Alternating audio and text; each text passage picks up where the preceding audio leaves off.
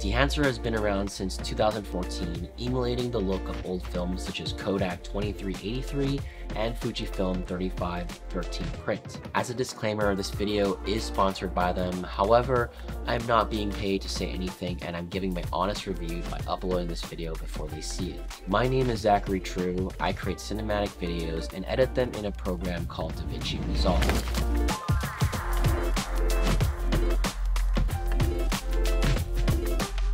As part of my color grading process, I've been using this plugin called Dehancer OFX.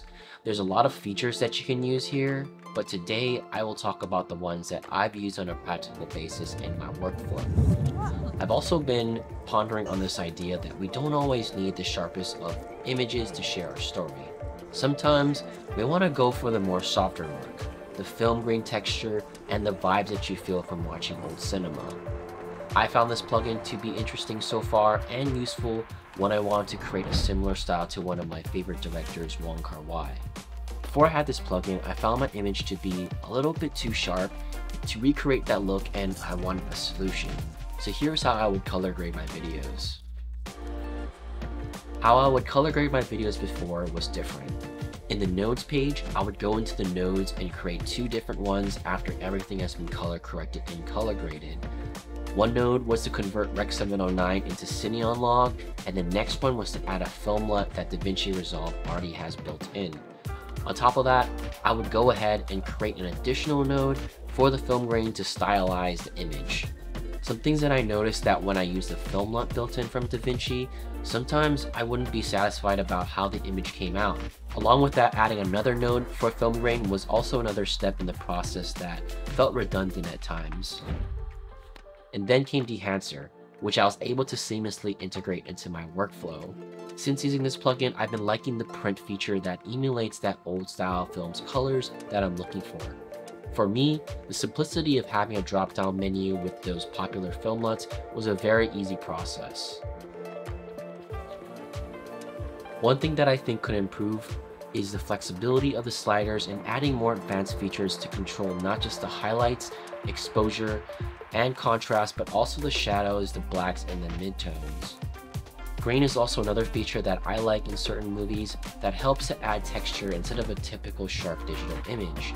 They have different profiles for 8, 16, 35, and 65 millimeters, each in different versions, ISO 50, 250, and 500.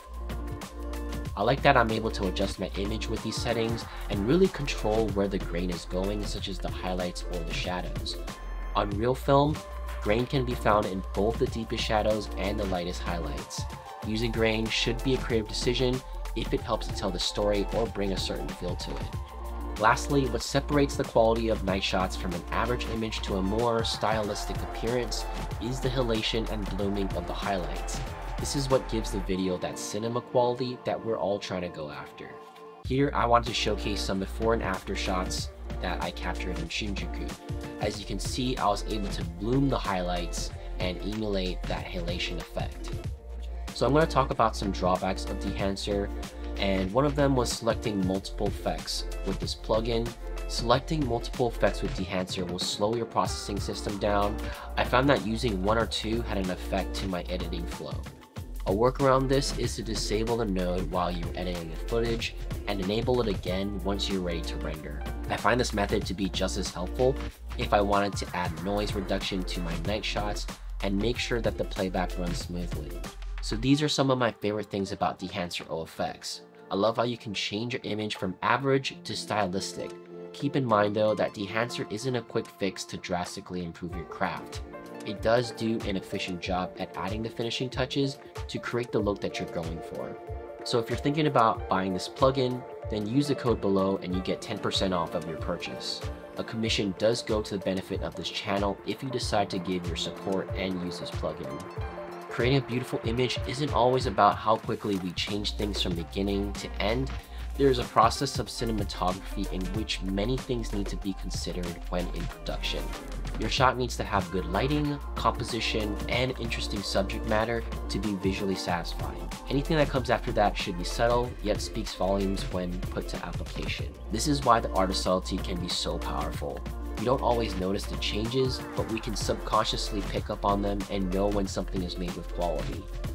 If you found this video useful and inspiring to create a similar aesthetic like this, then click the like button as it supports my channel's growth, and subscribe if you haven't already. My name is Zach True, and as always, take care.